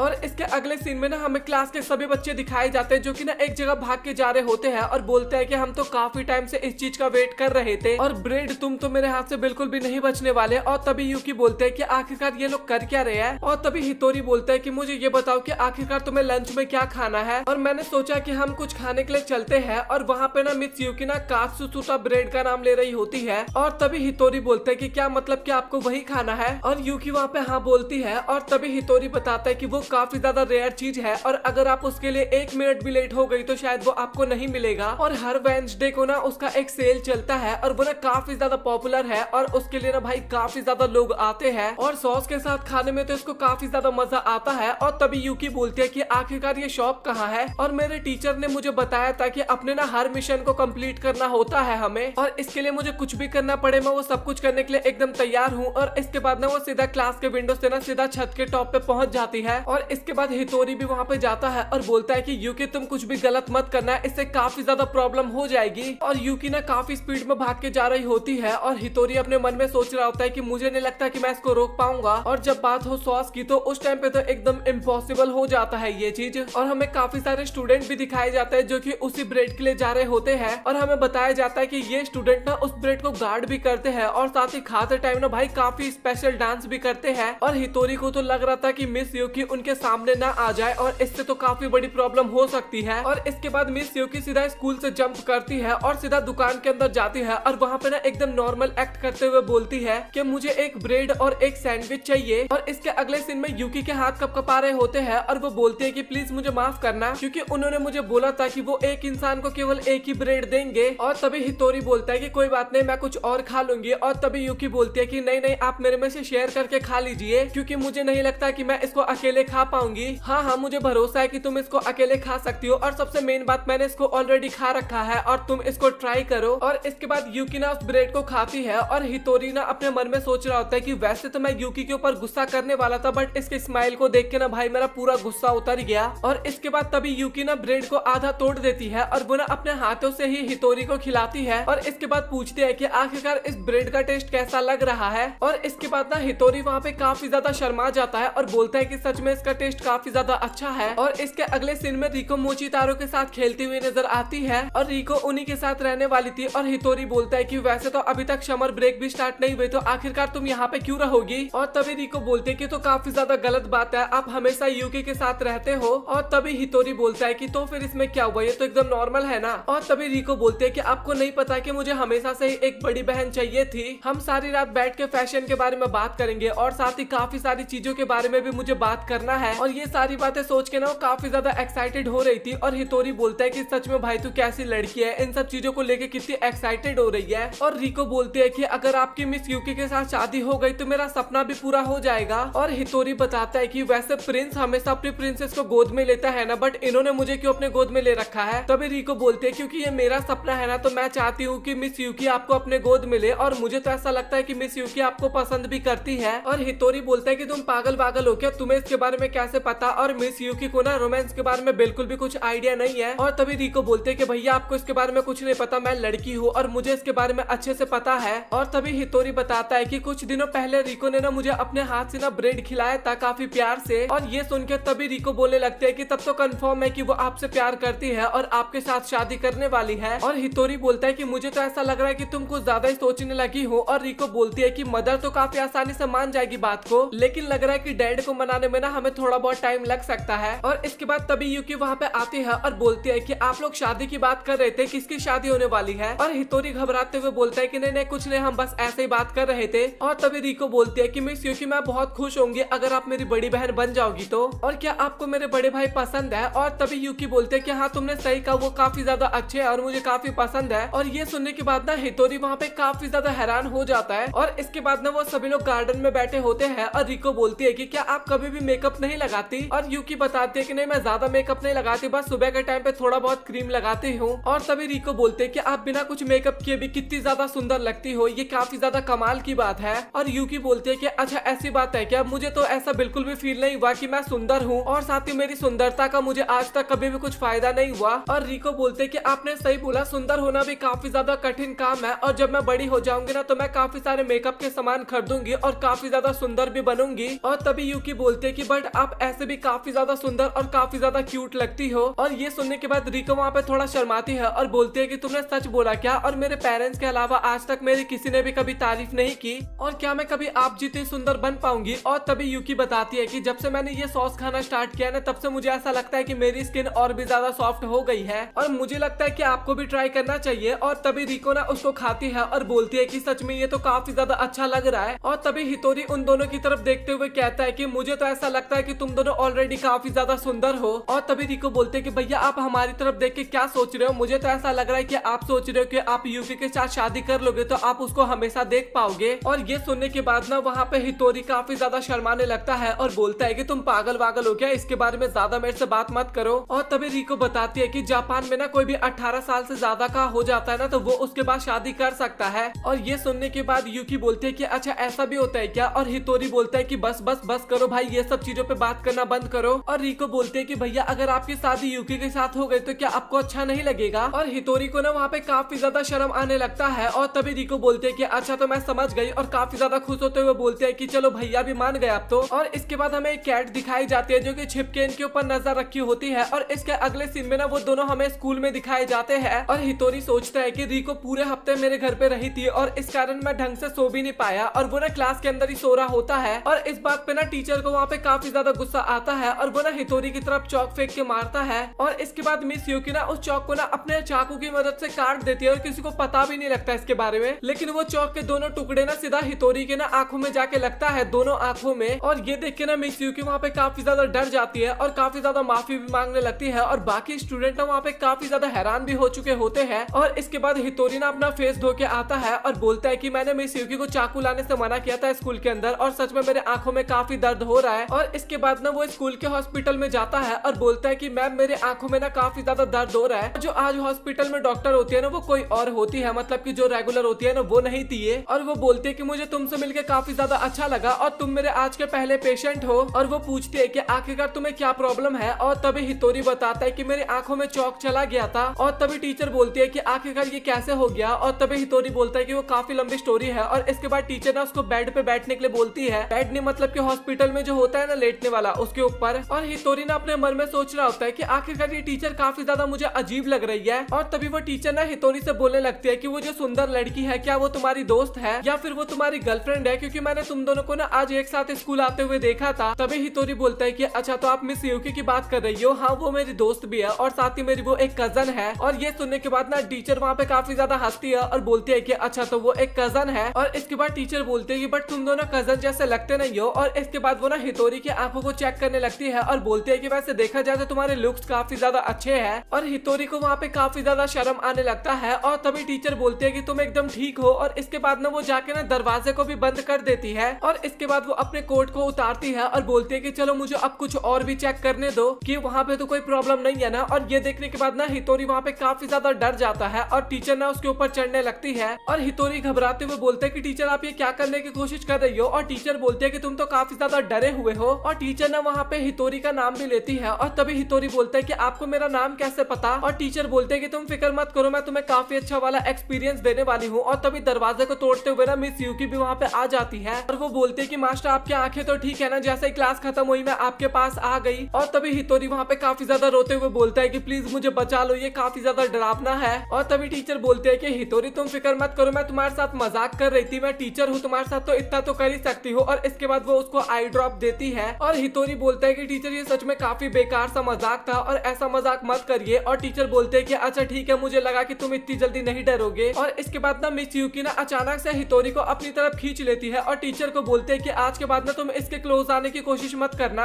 और ये सब बातें सुन के ना वहाँ पे हितोरी ना काफी ज्यादा शर्मा जाता है और थोड़ा सा मतलब कि कुछ सोचने लगता है, मतलब कि वही रिको की बातों को सोचने लगता है कि उसने बोला था ना कि मिस यूकी तुम्हें पसंद करती है। और मुझे ऐसा फील हो रहा है कि यूकी को अभी जलन हो रही है। और तभी टीचर बोलते हैं कि अगर तुम्हारे आंखों में बिल्कुल भी दर्द हो तो तुम फिर से यहाँ पे आ सकते हो। और इसके बाद यूकी उसको वहाँ से लेके जाती है और बोलते है कि मास्टर आप मुझे पिछली हरकतों के लिए प्लीज माफ कर देना। और तभी यूकी बोलते है कि मास्टर मुझे आपको कुछ बताना था। और हितोरी ना काफी ज्यादा शर्माते हुए बोलता है कि रुको रुको, अभी मैं इसके लिए बिल्कुल भी तैयार नहीं हूँ। और वो बताती है कि मैं पक्का श्योर हूँ कि वो जो लड़की थी ना वो भी एक असैसिन ही थी, वो कोई टीचर नहीं थी। और इसके बाद हमें टीचर दिखाई जाती है जो कि एक बिल्ली के साथ बैठी होती है और बोलती है कि मुझे तो लगा था कि वो यहाँ पे काम करने के लिए आई है और मैं इस काम को काफी जल्दी खत्म कर दूंगी, में वही असैसन दिखाई जाती है जो कि यूकी के पीछे पड़ी होती है और वो बताती है कि मेरा एक ही सपना है कि मैं एक आइलैंड पे काफी सारे सुंदर आदमियों के बीच में रहना चाहती हूँ और इस ड्रीम को पूरा करने के लिए मैंने असैसन के ग्रुप को ज्वाइन किया और लगातार काफी सारे मर्डर्स करती रही और अगर मैं यूकी का सर को अलग कर दूं ना तो उसके बाद मेरी लाइफ एकदम खुशियों से भर जाएगी। और इसके बाद हमें हितोरी दिखाया जाता है जो कि सोने की कोशिश कर रहा था बट उसको बिल्कुल भी नींद नहीं आ रहा था क्योंकि यूकी ना उसके ऊपर नजर रखी हुई थी और वहाँ पे हितोरी को काफी ज्यादा शर्म आ रहा था इस कारण। और इसके बाद वो तभी बोलता है कि मिस क्योंकि अगर आप मुझे इस तरीके से देखते रहोगे तो मुझे नींद बिल्कुल भी नहीं आएगा। और वो हितोरी के बगल में लेट जाती है और बोलती है कि मास्टर मुझे माफ करना, मैं आपको अपनी गोद में नहीं सुला सकती, मैं आपको अपनी गोद में सुला दूं और कोई हमारे ऊपर अटैक करने के लिए आएगा तो उस टाइम पे मेरी स्पीड काफी ज्यादा कम होगी और मैं उसको नहीं हरा पाऊंगी इस कारण। और इस टाइम पे तो हितोरी की हालत और भी ज्यादा खराब हो जाती है क्योंकि भाई उसकी सर्वेंट यूकी मतलब कि जो इतनी ज्यादा सुंदर है वो उसके बगल में आके सो गई। तो आप लोग खुद ही इमेजिन करो कि भाई उसको कहाँ से नींद आने वाला है अब। और तभी हितोरी ना यूकी की तरफ देखते हुए बोलता है कि मुझे ना अपने आप की उतनी ज्यादा फिक्र नहीं है जितनी आपकी फिक्र है। और इसके बाद ना यूकी वहाँ पे काफी ज्यादा शर्माने लगती है। तभी यूकी बताती है कि एक माहिर चोर हमारे ऊपर अटैक भी करेगा ना उसको भी मैं एक हाथ से हरा सकती हूँ और मेरे पे स्कूल में नाइफ भी था बट मैं काफी ज्यादा खुश हूँ कि वो मेरी धमकी से ही डर गई और इसके बाद वो आगे नहीं बढ़ी। और हितोरी अपने मन में सोचता है कि अच्छा वो धमकी था क्या, मुझे तो कुछ और ही लग रहा था उस टाइम पे। और इसके बाद यूकी ना हितोरी का हाथ पकड़ते हुए बोलती है कि मास्टर हितोरी आप बिल्कुल भी फिक्र मत करना क्योंकि किसी भी हालत में मैं आपकी जान बचाऊंगी क्योंकि आपने मुझे बताया कि आखिरकार असली सुकून होता क्या है। और इसके बाद तभी हितोरी बैठ जाता है और बोलता है कि मुझे नहीं पता कि मैं तुम्हारी हेल्प कर सकता हूँ या फिर नहीं कर सकता बट मुझे इतना पता है कि मैं तुम्हें बिल्कुल भी खोना तो नहीं चाहता। और तभी यूकी बोलते हैं कि आपका बहुत बहुत शुक्रिया मेरे लिए ये सब सोचने के लिए। और तभी हितोरी को ना काफी ज्यादा गर्मी लगता है और वो ना विंडो खोलने के लिए जा रहा होता है लेकिन तभी यूकी बोलते हैं कि मास्टर आप विंडो खोलने मत जाइए, मैं खोलती हूँ क्योंकि क्या पता कोई स्नाइपर बाहर हमारा वेट कर रहा हो। और जैसे यूकी विंडो की तरफ देखते हैं ना तभी उसको सॉस की स्मेल आती है और वहाँ पे ना एक जार रखा हुआ था जिसमें से सॉस की स्मेल आ रही होती है। और जैसे ही वो पीछे मुड़ के देखती है ना तभी वो असैसन वहाँ पे आ चुकी होती है और उसने हितोरी को किडनैप भी कर लिया था, मतलब कि पकड़ रखा था। और वो असैसन बोलते हैं कि तुम ना काफी ज्यादा बदल चुकी हो और मुझे नहीं लगा था कि तुम इतनी आसानी से मेरी चाल में फंस जाओगी और शायद तुम इस नकली फैमिली में रहने के बाद ना इतनी ज्यादा कमजोर हो गई हो और मुझे तो यकीन ही नहीं हो रहा कि तुम्हें ड्रैगन फैमिली का व्हाइट वुल्फ कहा जाता था और अगर तुम जरा सी भी होशियारी करने की कोशिश करोगी तो इसकी आंख नहीं बचने वाली। और ये बात सुनकर ना यूकी को वहाँ पे काफी ज्यादा गुस्सा आता है और बोलते हैं कि अगर तुमने उसको टच भी किया ना तो उसके बाद तुम ना अपने मरने की ना भीख मांगोगी मेरे हाथ से, इतना दर्द मैं तुम्हें देने वाली हूँ की। और ये सुनने के बाद ना भाई वो सामने वाली असैसन भी काफी ज्यादा घबरा जाती है, शकल से एकदम साफ पता लग रहा था और बोलती है कि मुझे इससे तो पता लग गया कि व्हाइट वुल्फ अभी भी इतनी ज्यादा कमजोर नहीं हुई है और सच बताओ तो मुझे तुम्हें जान से मारना है बट मुझे ये भी पता है कि अगर मैं कितनी बार भी कोशिश करूँ ना उसके बाद भी मैं तुम्हें नहीं हरा सकती, तो इसीलिए मैं इस लड़के को लेके जा रही हूँ अपने साथ।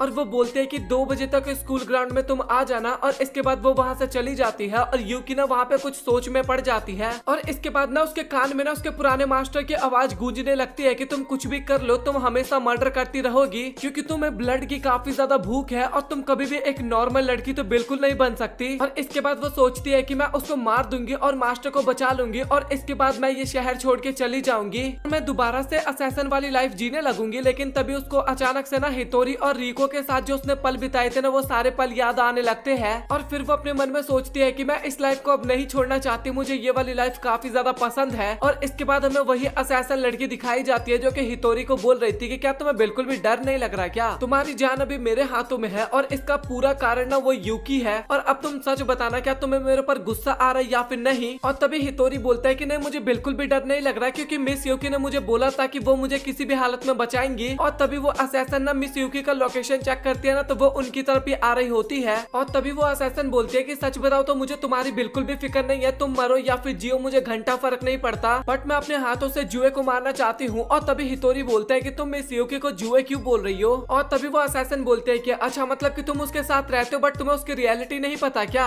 और तभी हितोरी बोलता है कि जहाँ तक मुझे पता है कि वो एक मेड है और साथ ही वो एक असैसन भी है। और इसके बाद वो असैसन ना काफी क्रीपी वाली लुक में बोलती है कि तुम्हें बस इतना ही पता है भाई वो औरत ना एकदम मॉन्स्टर है, मॉन्स्टर भी उसको देख के डर जाएगा, वो इतनी ज्यादा खतरनाक है कि मैंने काफी सारे खतरनाक लोगों को देखा है लेकिन जुए जो है वो उन सभी से काफी ज्यादा अलग है और वो द व्हाइट वुल्फ नौ ड्रैगन में से चौथे नंबर पे आती है। और इसके बाद तभी हितोरी बोलता है कि आखिरकार नौ ड्रैगन क्या है। और तभी वो असैसन बताती है नौ ड्रैगन ना दुनिया के सबसे पावरफुल 9 असैसन की ऑर्गेनाइजेशन है जो कि पूरे दुनिया दुनिया में ना सभी असैसिन को ट्रेन किया करते हैं और ऐसा भी माना जाता है कि दुनिया में कोई सी भी बड़ी घटना घटती है ना तो उनमें ये 9 असैसिन का हाथ ना सबसे पहले होता है। और अगर मैं तुम्हें सिंपल भाषा में बताऊं ना तो मैं उनके कोई पावरफुल असैसिन को मार दूं उन 9 में से, तो उसके बाद मेरे पास सब कुछ होगा, पैसा, गाड़ी, बंगला, जो भी चीजें चाहिए मुझे वो सब कुछ मिलने लगेगा। उसके बाद हितोरी बोलता है कि आखिरकार तुम किसकी बात कर रही हो? जिस यूकी को मैं जानता हूँ वो तो एक 16 साल की हाई स्कूल गर्ल है जो कि बिल्डिंग पे हर वक्त पे स्टंट मारा करती है। एक पल में काफी सुंदर सुंदर से एक्सप्रेशन देती है और एक पल में उसके सारे एक्सप्रेशन ही गायब हो जाते हैं। काफी ज्यादा प्यारी और भोली है, लेकिन वो सॉस से सबसे ज्यादा प्यार करती है। शायद वो मुझसे भी ज्यादा सॉस को पसंद करती है। और तभी असैसिन बोलती है कि तुमने सही बोला, मुझे भी स्टार्टिंग में काफी ज्यादा शक हुआ था और इसीलिए मैंने इसके ऊपर लगातार 3 हफ्तों तक नजर रखा और इसके बाद मुझे फाइनली यकीन हो गया कि ये व्हाइट वुल्फ ज़्यू ही है। और वो सोचती है कि इस बंदे में ना कुछ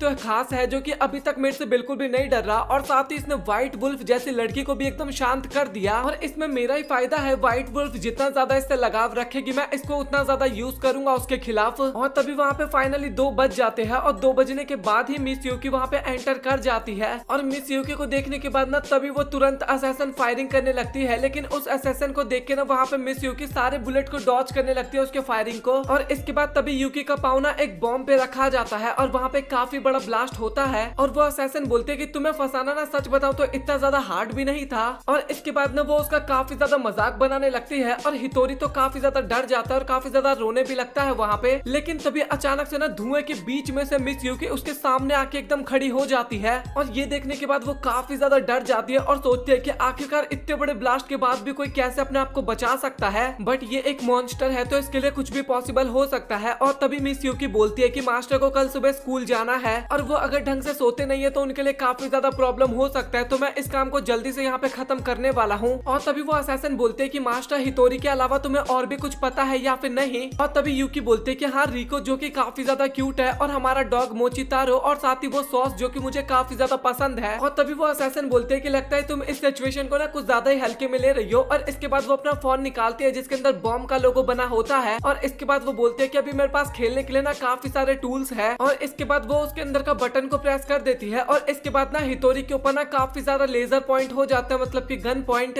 और अगर तुम बिल्कुल भी आगे बढ़ने की कोशिश करोगी तो मैं इसको यहीं पे खत्म कर दूंगी। और इसके बाद ना यूकी उसकी तरफ भागना स्टार्ट कर देते हैं काफी स्पीड में और 2 चक्कू फेंकती है जिससे ना बुलेट जो आ रहा था ना वो दोनों बुलेट ही कट जाता है वहाँ पे। और असैसिन वहाँ पे काफी ज्यादा घबरा जाती है और सोचती है कि आखिरकार इसको बुलेट कैसे दिख सकता है, बट मेरे पास और भी काफी सारे मौके हैं। और वो फिर से बटन क्लिक करने वाली होती है लेकिन मिस यूकी ना उससे पहले उसके फोन को ही डिस्ट्रॉय कर देती है। और इसके बाद तभी वो ना हितोरी को ना गन से मारने वाली होती है लेकिन मिस यूकी ना अपने लात की मदद से ना उसके गन को ही नीचे गिरा देती है। और इसके बाद वो उस असैसिन को एक जोरदार लात मारती है जिससे वो काफी दूर जाके गिरती है। और इसके बाद उस असैसिन को भी पता चल चुका था कि अब तो उसको कोई भी नहीं बचा सकता। और इसके बाद वो काफी ज्यादा चिल्लाने लगती है और बोलती है कि मुझे पता था कि तुम कभी भी नहीं बदल सकती, एक खूनी हमेशा खूनी होता है। चलो ठीक है आज तुम मुझे मार दोगी लेकिन मेरे मारने के बाद तुम्हें और भी काफी सारे असैसिन मारने के लिए यहाँ पे आएंगे। और क्या तुम हमेशा पूरी जिंदगी केवल यही काम करना चाहती हो? और यूकी बोलते हैं कि हाँ मेरा पहले तो यही इरादा था, बट सच बताओ तो अब मुझे इन सब कामों में ना बिल्कुल भी अच्छा नहीं लगता और अब मुझे ये सब चीजें नहीं करना और अब मैं किसी को भी नहीं मारने वाली और मैं कुछ ऐसा काम तो बिल्कुल भी नहीं करना चाहती जिससे किसी को प्रॉब्लम हो। और मास्टर हितोरी मुझे हमेशा बताया करते हैं कि दुनिया में काफी सारी चीजें अच्छी भी होती है। और ये सारी बातें सुन के ना वो असैसिन वहाँ पे काफी ज्यादा हैरान होती है। उसको ये बात पे यकीन नहीं होता जिसको वो मॉन्स्टर समझती थी पूरी दुनिया उसको एक हथियार माना करती थी, वो एक 16 साल की सच में एक आम लड़की है जो कि काफी प्यारी प्यारी बातें भी करती है। और इसके बाद वो दोनों वहाँ से जाने लगते हैं और जाते वक्त हितोरी बोलता है कि मुझे पता था कि तुम मुझे बचा लोगे इसलिए मैं बिल्कुल भी वहाँ पे नहीं डरा था। और तभी यूकी बोलते हैं कि मास्टर आप प्लीज मुझे माफ कर दो क्योंकि मेरे कारण आपको इतनी ज्यादा परेशानी हुई और अगर आप बोलोगे तो मैं आपसे दूर काफी दूर आपसे चली जाऊंगी और इसके बाद आपकी लाइफ में कभी भी नहीं वापस आऊंगी। और इसके बाद हितोरी उसका हाथ पकड़ता है और बोलता है कि मैंने तुम्हें कब बोला कि तुम मुझसे दूर जाओ, और सच बताओ तो मैं चाहता हूँ कि तुम मुझे भी सेल्फ डिफेंस सिखाओ ताकि मैं अपनी रक्षा कर सकूं और साथ ही मैं तुम्हारी भी रक्षा करना चाहता हूँ अब। और ये सुनने के बाद ना यूकी को वहाँ पे काफी ज्यादा अच्छा लगता है और इसके बाद दोनों ही वहाँ से घर जाने लगते हैं। यूकी दिखाई जाती है जो कि लड़कियों के साथ स्कूल के अंदर वॉलीबॉल खेल रही होती है और वो सच में काफी बढ़िया वो कर रही होती है। और ये देख के ना लड़कियां भी उसकी काफी ज्यादा तारीफ करते हैं और लड़के तो उसके ऊपर स्टार्टिंग से ही लट्टू हो रखे थे कि भाई इतनी ज्यादा सुंदर लड़की है ये, और ऊपर से वॉलीबॉल भी इतना अच्छा खेल रही है। लेकिन हितोरी के दिमाग में तो कुछ और ही चल रहा था और वो सोच रहा था कि ये तो कुछ भी नहीं है इसके आगे, और जब ये अपने अलग ही मूड में होती है ना तो ये कुछ और ही लड़की बन जाती है। और इसके बाद हमें ना पिछले एपिसोड एपिसोड की ना थोड़ी बहुत झलकियां भी दिखाई जाती है और बाकी सभी लड़के सोच रहे होते हैं कि आखिरकार कैसे ये हितोरी की कजन हो सकती है। और इसके बाद तभी ना यूकी ना हितोरी की तरफ देख के स्माइल पास करती है और भाई सच में इस टाइम पे काफी ज्यादा क्यूट लग रही थी। और इसके बाद सभी बंदे ना फिर से काफी ज्यादा वहाँ पे हैरान और जेलस हो जाते हैं हितोरी से। और तभी ना अचानक से एक बॉल उसके तरफ काफी स्पीड में आ रही होती है, लेकिन तभी वहाँ पे एक लड़की आके उसको बचा लेती है और ये ना इस स्कूल की नई पीटी टीचर होने वाली थी। और हितोरी ना उसको देख के काफी ज्यादा हैरान हो जाता है और काफी ज्यादा घबरा भी जाता है, क्योंकि भाई आपको फनी बात बताऊं मैं, ये और कोई नहीं वही असैसिन थी जिसने रात को इसको किडनैप किया था पिछले एपिसोड में। और हितोरी ना काफी ज्यादा डरते हुए बोलता है कि आप यहाँ पे कर क्या रही हो और फिर से मुझे किडनैप करने आ गई क्या। और तभी टीचर बोलते हैं कि तुम बिल्कुल भी फिक्र मत करो, मैं इतनी ज्यादा क्यूट और प्यारी हूँ और मैं तुम्हें अब बिल्कुल भी परेशान नहीं करने वाली। और वो दोनों वहाँ पे इतना ज्यादा क्लोज होते हैं ना कि भाई जो बंदे होते हैं ना वो फिर से काफी ज्यादा जेलस होने लगते हैं और उसकी तरफ एरो आने लगता है, मतलब कि हितोरी की तरफ जेलसी वाले। और इसके बाद हमें कुछ समय पहले का सीन दिखाया जाता है जहाँ पे हितोरी और यूकी ना उसी से मिलने के लिए जाते हैं और वो बोलते हैं कि तुम दोनों को घबराने की बिल्कुल भी जरूरत नहीं है, अब मैं तुम दोनों को परेशान नहीं करने वाली, क्योंकि मैं तुम्हें एक लेजेंडरी असैसिन मानती हूँ और एक तुम आम लड़के की रक्षा कर रही हो। ये देखने में सच में काफी ज्यादा मजा आ रहा है और मुझे पता है कि तुम स्ट्रेंथ में काफी ज्यादा बढ़िया हो और मैं जासूसी में काफी ज्यादा बढ़िया हूँ, तो इसलिए मैं यहाँ पे एक नई पीटी टीचर बन के आई हूँ। और तभी यूकी बोलते हैं कि आखिरकार तुम्हें मुझसे कोई काम है तो मुझे बताओ, नहीं तो तुम यहाँ से चुपचाप चली जाओ। और तभी वो बताती है कि नहीं मेरे को कोई भी काम नहीं है, मैं बस यहाँ पे फन के लिए आई थी। और अच्छा हम एक सबसे बढ़िया यहाँ पे डील करते हैं, अगर तुम मुझ पे भरोसा करोगी तो मैं ना तुम्हें काफी सारे ब्रेड ला के दूंगी। और हितोरी ना अपने मन में सोचने लगता है कि ब्रेड ब्रेड क्यों बोली इसने, शायद ये कोई असैसिन का ना कोड वर्ड होगा। और तभी वो बोलते हैं कि मैं कोई ना ऐसा नॉर्मल ब्रेड तुम्हें ला के नहीं दूंगी, यहाँ का सबसे स्पेशल कात्सुदा ब्रेड ला के दूंगी, वो भी 3 महीने तक। और हितोरी को लग रहा था कि नहीं यार ये ब्रेड के लिए तो डील नहीं करने वाली, मतलब कि यूकी, लेकिन फनी बात तो ये होती है कि यूकी वहाँ पे डील को एक्सेप्ट कर लेती है भाई ब्रेड के लिए वो। और नीदा ना अब हितोरी का टेस्ट कर सकती थी, मतलब कि उसके ऊपर जांच कर सकती थी। और इसके बाद यूकी बोलती है कि प्लीज मास्टर आप मुझे माफ करना, बट ब्रेड मेरे लिए काफी ज्यादा इंपॉर्टेंट है। और यूकी बोलता है कि क्या वो मेरे से भी ज्यादा इंपॉर्टेंट है। और भाई सच में ये वाला लाइन ना मतलब कि पूरा सीन ही काफी ज्यादा फनी होता है। और इसके बाद फिर से हमें प्रेजेंट का सीन दिखाया जाता है जहाँ पे नीता बताती है कि मैं ना तुम्हारे रिलेटिव के तौर पे यहाँ पे आई हूँ, और मतलब कि सभी को इसने ये बताया था यहाँ पे। और हितोरी ना नीता को दूर होने के लिए बोलता है, क्योंकि अभी तक ना उसकी तरफ ना एरो आई रहते, मतलब कि सभी बॉयज अभी भी काफी ज्यादा जलन महसूस कर रहे थे उन दोनों को इतना क्लोज देख के। और ऐसा नहीं था कि वहाँ पे केवल बॉयज को ही जलन हो रहा था, वहाँ पे लड़कियों को भी काफी ज्यादा जलन हो रहा था। और एक बॉल ना काफी तेज फायर की तरह जाता है, मतलब कि बॉल काफी ज्यादा फास्ट होता है, नेट फाड़ के जाता है नीता की तरफ। और वो बॉल फेंकने वाली और कोई नहीं यूकी होती है, मतलब कि उसको ना वहाँ पे काफी ज्यादा जेलस फील हो रहा था, वो दोनों इतने ज्यादा क्लोज थे इसलिए। और इसके बाद ना वो माफी भी मांगती है इतनी तेज बॉल फेंकने के लिए, कहीं वो बॉल हितोरी को लग जाता इसलिए। और इसके बाद हमें हितोरी और यूकी ना दोनों वही ब्रेड खाते हुए नजर आते हैं, लेकिन यूकी ना कुछ अलग ही सोच में होती है। और हितोरी पूछता है कि आखिरकार आपको कुछ हुआ है क्या और आप मुझे बता सकते हो। और तभी यूकी बोलते हैं कि नहीं ये मेरे बारे में बिल्कुल भी नहीं है, और जब भी ना मैं आपको किसी के साथ इतना ज्यादा क्लोज देखती हूँ, किसी लड़की के साथ खासकर, तो मुझे अजीब सा फील होने लगता है। और ये सुनते ही ना हितोरी वहाँ पे काफी ज्यादा हैरान हो जाता है, और वहाँ पे हितोरी को फील हो गया था कि भाई यहाँ पे क्या सीन चल रहा है। और मिस यूकी जो है ना वो अभी काफी ज्यादा जेलसी भी फील करने लगी है और काफी ज्यादा हितोरी को लेके पॉजेसिव भी होने लगी है। और इसके बाद हमें घर का सीन दिखाया जाता है जहाँ पे यूकी ना अपनी ड्रेस पहन रही होती है सर्वेंट वाला, और इसके बाद वो घर का काम करने के लिए भी जा रही होती है, मतलब कि पहले वो खाना बनाती है और इसके बाद वो कपड़े धोने जाती है ना, तो वॉशिंग मशीन में वो टॉवल्स को देखती है ना, तो उस टाइम पे वो काफी ज्यादा खुश होती है। और उसने टॉवल ना काफी अच्छे तरीके से धोए थे। और इसके बाद ना वो हितोरी को दिखाने के लिए वो जाती है, और वो चीज देखने के बाद ना हितोरी भी काफी ज्यादा खुश हो जाता है, क्योंकि इसने ना भाई काफी बड़ी गड़बड़ कर रखी थी, वो कभी भी कपड़े अच्छे से नहीं धो पाती थी, हर बार कुछ ना कुछ प्रॉब्लम्स होता था, बट इस बार उसने काफी बढ़िया तरीके से कपड़े धोए थे, वो भी टॉवल्स को। और यूकी ना अब धीरे धीरे ना काफी बढ़िया काम करने लगी थी, पहले के मुकाबले ना अब वो काफी बढ़िया काम कर रही थी। और ये सारी चीजें देख के ना हितोरी को भी काफी ज्यादा अच्छा लगता है। और तभी हितोरी बोलता है कि आखिरकार हमें डिनर में क्या बनाना चाहिए। और यूकी बोलती है कि फ्रिज में तो केवल कैबेज बचा हुआ है, तो क्या हम कैबेज को यूज करने वाले हैं। और इसके बाद ना वो दोनों ना बाहर का कात्सुदा सॉस लेने के लिए जाते हैं, मतलब कि ये लड़की ना भाई एकदम वो सॉस के पीछे पागल हो रखी है। और वहाँ पे ना शॉप पे ना सॉस बन रहा होता है, और ये देख के ना वहाँ पे यूकी को इतना ज्यादा एक्साइटमेंट होता है ना कि भाई वो तो केवल उसी की तरफ देख रही होती है। और जो दुकान की ओनर होती है ना भाई, वो यूकी को देखने के बाद ना हितोरी से पूछती है इसके बारे में, और हितोरी बताता है कि ये मेरी मेड है, बट इसको सॉस खाना काफी ज्यादा अच्छा लगता है। और इसके बाद यूकी जो होती है ना वो ओनर को ना काफी ज्यादा शुक्रिया बोलने लगती है, क्योंकि वो बताती है कि आज से कुछ टाइम पहले ना मुझे टेस्ट के बारे में कुछ भी नहीं पता था, मैं कुछ भी चीज खा लेती थी, बट जब से मैंने आपके सॉस को टेस्ट किया है ना, तब से मुझे इतना ज्यादा अच्छा लगता है कि मुझे इसके अलावा और कुछ खाने का मन करता ही नहीं है। और इससे ना मेरी एकदम दुनिया ही चेंज हो गई, इसलिए मैं आपको काफी ज्यादा शुक्रिया बोलना चाहती हूँ। और वो दुकान के ओनर भी बोलते हैं कि जो तुम्हें हैप्पीनेस फील हो रहा है ना, ये सभी कुछ तुम्हारे अंदर है, इस कारण ही तुम सॉस को इतने अच्छे से फील कर पाई हो। और यूकी ना वहाँ पे सोचने लगती है कि ये सब चीजें ना मेरे मन में ना तब से फील होने लगा जब से मैं मास्टर के साथ रहने लगी हूँ। सही मायने में ना यूकी ना हितोरी को काफी ज्यादा पसंद करती थी और उसके दिल में ना एक सॉफ्ट सा कॉर्नर बन गया था हितोरी को लेके। और यूकी इतना ज्यादा सॉस को पसंद करती है ना, ये चीज देखने के बाद ना ऑनर ना उसको थोड़ा सॉस भी टेस्ट करने के लिए देती है। और वो खाने के बाद तो भाई पूछो मत, वो तो अलग ही लेवल पे एक्साइटेड हो जाती है, काफी ज्यादा अच्छा लगता है उसको। और इसके बाद हमें ना रात का सीन दिखाया जाता है जहाँ पे डिनर करने के बाद ना यूकी बर्तन धोने के लिए जा रही होती है और हितोरी भी उसकी मदद करने के लिए आता है, बट यूकी उसको मना कर देती है और वो खुद ही बर्तन धोने लगती है। और इसके बाद ना हितोरी बिस्तर पे लेट के ना सोचने लगता है यूकी के बारे में और वो ना 9 ड्रैगन क्लैन के बारे में सर्च करने लग जाता है गूगल पे कि आखिरकार ये चीज है क्या। और वो ना मिस यूकी को ना और भी ज्यादा करीब से जानना चाहता था, बट उसको ना वहाँ पे कुछ भी इंफॉर्मेशन नहीं मिलता। और वो इसके बारे में ना यूकी से पूछना चाहता था, बट वो ऐसा नहीं करता क्योंकि उसको लग रहा था कि अगर मैं उससे पूछूं और उसको पास्ट की कोई ऐसी बात याद आ जाए जिससे उसको काफी ज्यादा प्रॉब्लम हो या फिर ट्रॉमेटाइज हो जाए। और वो ये सारी चीजें सोच ही रहा था, लेकिन उसके बाद ही तभी उसकी आंख लग जाती है। और इसके बाद हितोरी भी सपना देख रहा होता है और सपने में ना उसकी मदर उसको ना अकेला छोड़ के चली गई थी अपनी बेटी को लेके। और वो ना काफी ज्यादा रो रहा होता है सपने में और साथ ही अपनी मदर के पीछे भी भाग रहा होता है पकड़ने के लिए उसको, मतलब की। और इसके बाद तभी उसको मिस यूकी उठाती है और वो ना वहाँ पे काफी ज्यादा रो रहा था और साथ ही मिस यूकी ने ना उसको हग भी कर रखा था। और तभी उसका फेस ना यूकी के कुछ गलत जगह पे ही टच हो जाता है और इसके बाद उसको वहाँ पे काफी ज्यादा शर्म आता है और वो फट से ना थोड़ा दूर हो जाता है, सोफे पे जाके बैठ जाता है। और जल्दबाजी में ना हितोरी का फोन वहाँ पे नीचे गिर जाता है और वो फोन ना यूकी उठा लेती है। और यूकी ना वो सर्च हिस्ट्री चेक कर लेती है कि आखिरकार हितोरी क्या चेक कर रहा था और उसको पता चल जाता है कि वो ना उसी के बारे में चेक कर रहा था। और ये देख के ना थोड़ा हितोरी भी घबरा जाता है। और इसके बाद यूकी भी बताने लगती है कि मैं अभी 9 ड्रैगन क्लैन के बारे में ना ज्यादा कुछ नहीं जानती, मेरे मास्टर जो भी कुछ मुझे ऑर्डर दिया करते थे बस मेरा काम होता था उन ऑर्डरों को पूरा करना, कोई सवाल जवाब करना नहीं होता था मेरा काम। वहाँ पे कुछ लोग थे जिनको मैं देखा करती थी, ऑब्जर्व किया करती थी, बट मैंने आज तक कभी उनसे उनका नाम पूछने का भी हिम्मत नहीं रखी। और हितोरी को तो एहसास ही नहीं होता कि आखिरकार यूकी की लाइफ कितनी ज्यादा मुश्किल है और वो कितनी कठिनाइयों में जी रही थी अब तक। और तभी यूकी भी बोलती है कि मुझे ये सब कुछ ना सपने की तरह महसूस हो रहा है और मैंने कभी इमेजिन भी नहीं किया था कि मुझे इस तरीके की लाइफ कभी मिल पाएगी। और जब भी मैं आपका फेस देखती हूँ या फिर आपको देखती हूँ तो मुझे उस टाइम पे काफी ज्यादा सुकून सा महसूस होता है। और ये सारी बातें सुन के ना वहाँ पे हितोरी काफी ज्यादा शर्मा भी जाता है और इसके बाद बोलता है कि मैं भी तुम्हें देखता हूँ तो मेरी भी सेम फीलिंग्स जागती है, मतलब कि मुझे भी सेम ऐसा ही लगता है कि मैं काफी ज्यादा लकी हूँ कि मुझे तुम मेरी लाइफ में मिली हो। जब भी मैं आपको सुबह देखता हूँ तो मुझे काफी ज्यादा अच्छा लगता है और कल इतना कुछ हो गया उसके बाद भी आप मेरे साथ हो, इसके लिए आपका बहुत बहुत शुक्रिया। और इस टाइम पे ना वो फिर से काफी ज्यादा शर्मा रहा होता है और लिटरली भाई यहाँ पे कुछ ज्यादा ही वो शर्माने लगता है। और तभी यूकी बोलती है कि अगर आपको कोई बुरा सपना दिखाई देना तो आप मेरे पास आ जाना, मैं आपको तभी हक कर लूंगी और आपका जो भी बुरा सपना होगा ना वो सब कुछ एकदम से खत्म हो जाएगा। और अगर आपको मेरे गोद में सोना है ना तो आप मेरे गोद में भी सो सकते हो। और इसके बाद हितोरी वहाँ पे काफी ज्यादा शर्माने लगता है और बोलता है कि ऐसी बात नहीं है, मैं हर वक्त पे केवल बुरे सपने ही नहीं देखता, कभी कभार अच्छे सपने भी देखता हूँ। और जब मैं अपने सपनों में काफी ज्यादा आगे बढ़ता हूँ ना तो मुझे एक हीरो दिखाई देती है और सच बताऊं तो वो एक हीरो नहीं एक हीरोइन है और मैं ना उसके गले भी लग जाता हूँ। और यहाँ पे हितोरी किसकी बात कर रहा था ये तो आपको पता ही है और वो वहाँ पे काफी ज्यादा ब्लश भी कर रहा होता है इस टाइम पे भी।